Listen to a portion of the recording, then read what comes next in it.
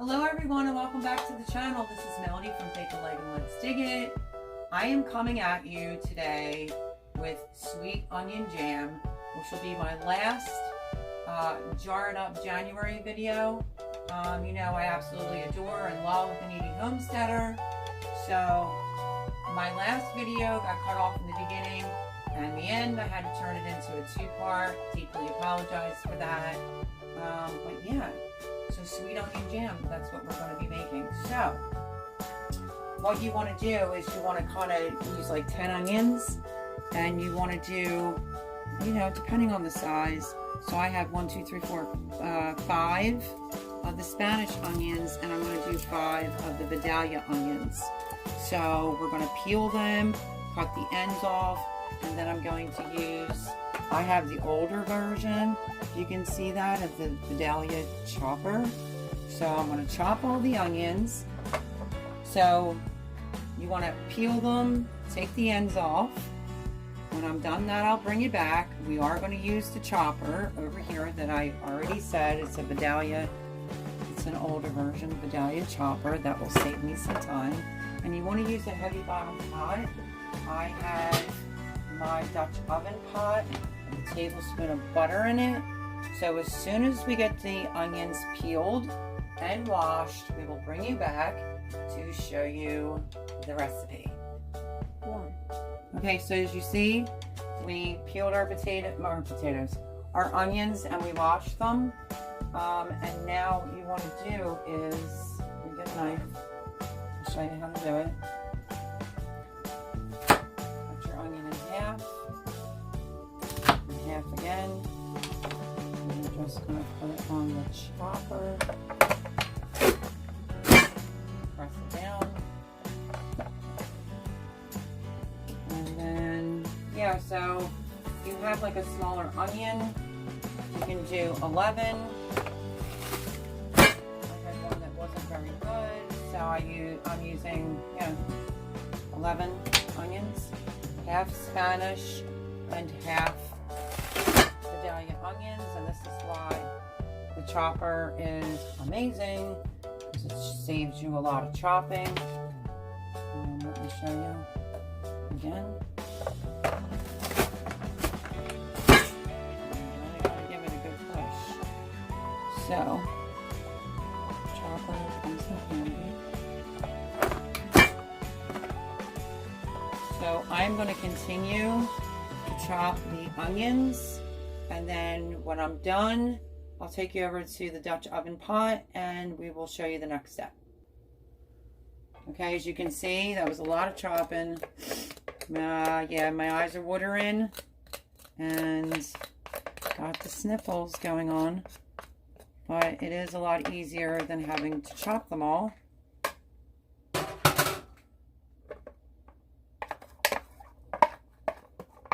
So it does give you a lot of onions if you use 10.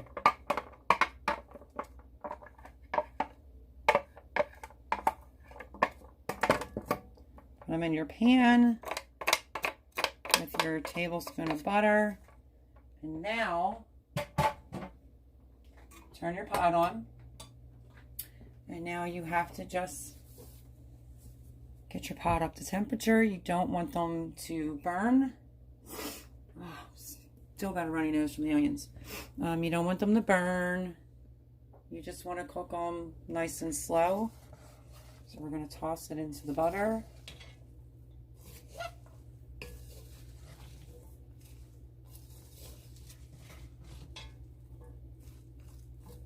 And then as soon as it cooks down some, I will bring you back to show you.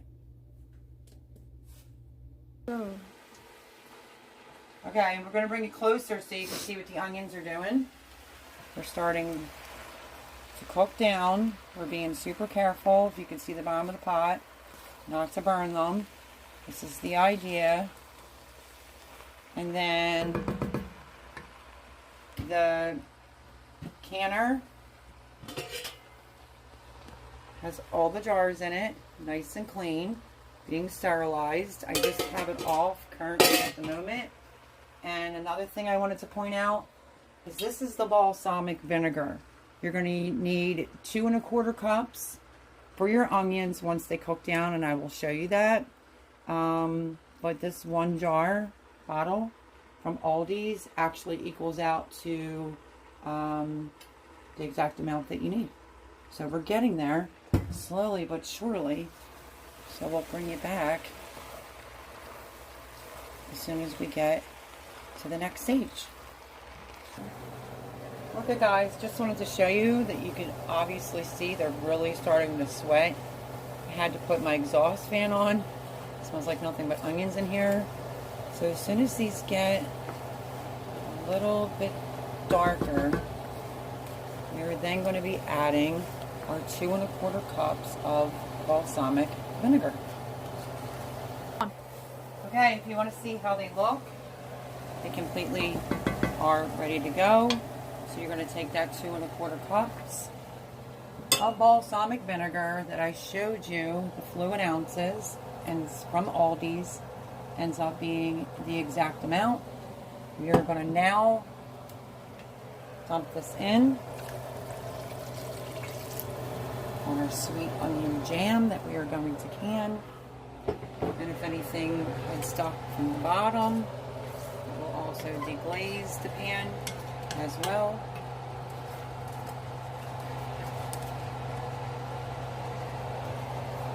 I'm just going to give it a good scraping of the bottom.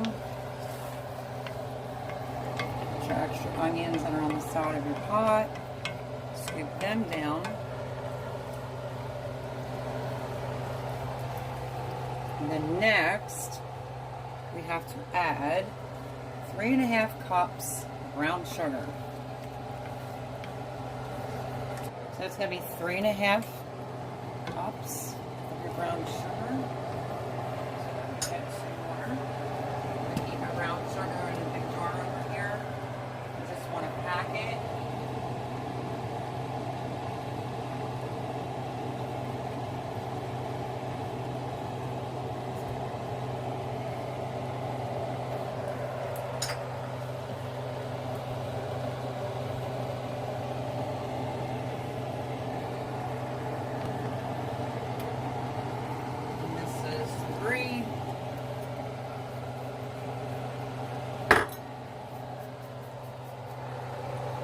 And then you're going to mix it in thoroughly till it dissolves. So like I said, it's 3½ cups of brown sugar. I almost shorted myself a cup. Let me whip this up a little bit. And then you want to stir it in till you get all the brown sugar completely incorporated so it completely melts.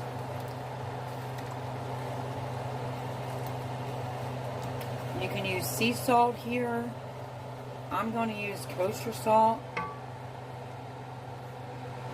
About a tablespoon of kosher salt. Actually, that was like a teaspoon and a half. So yeah, a teaspoon and a half of sea salt or kosher salt.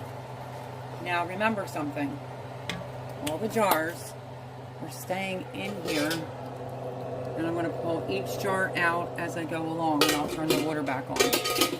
But rule of thumb is, you want to taste it, because however it tastes, whether you want to adjust the sugar, however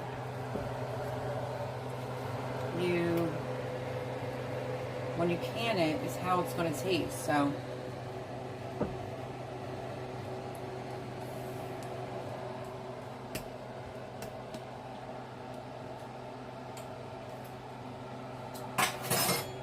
it's got like a zip, a tang to it. It is great on my pork loins, my pork chops. You want to continuously stir this. If you get scared, you want to add pectin, you can. I'm not putting pectin in it because just like Thekneadyhomesteader makes it, I don't want to have to spread it. When I go to put it in my jars, I want to be able to dump it over meatloaf. Dump it over pork loin or pork chops like I previously said. And yeah, that's looking pretty delish. So we gotta let that keep cooking a little bit until it gets slightly thicker, and then we're going to start canning it. So I'll go over the ingredients one last time, even though I will leave it down in the description below. 10 onions, peeled, washed. And you want to put a tablespoon of butter in like a Dutch oven pot, something that's got a heavy bottom. And it is a little time consuming. It's about 40 minutes to saute your onions without burning them. And then you want to do 3.5 cups of brown sugar, a teaspoon and a half of sea salt or kosher salt. And now we want to let this cook for about 10 to 15 minutes until it comes up to a boil and gets a tiny bit thicker. But I'm not really trying to make this like a jam, even though it's sweet onion jam. I want to can it, put it in a jar. You can start seeing the bubbles. If you get frightened, you can, I have to back up a little bit. If you get frightened and you want it thicker, that's you do you, boo. But I want this for my steaks, my pork chops, my pork loins, my boneless pork roast. I want to be able to open the jar up and pour it right over the meat. But if you want it like a jam, feel free to add some pectin, but I'm not. We're going to let this come to a boil. We will bring you back as soon as we are ready to start